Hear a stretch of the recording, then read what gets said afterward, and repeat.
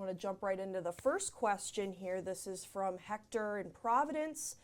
He asks, when it's autumn, do the leaves change color due to temperature? If so, how come it can sometimes still be warm in the fall, but the leaves still change color? And so that's actually normal to have these mild afternoons, kind of what you want.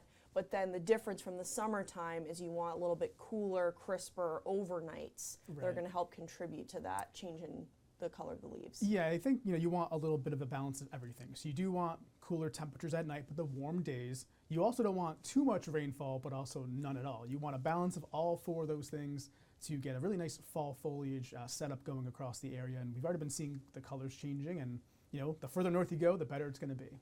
Yeah, absolutely. And so with that, kind of factoring in the temperatures, obviously here in southern New England, that can differ from year to year. Some years we've had unusually warm falls, kind of in that that critical time period too in September where the leaves are starting to change.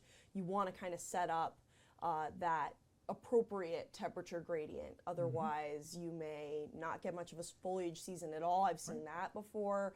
Or it comes a little bit earlier or later. Yeah, it is a really, truly like a year-to-year thing where, one year you can have a great foliage season, the next year it could be completely awful, and, it's just, based on the, pattern that we see at that time. And, this year so far it looks to be, relatively good in terms of we've had some warmer days and some cooler nights.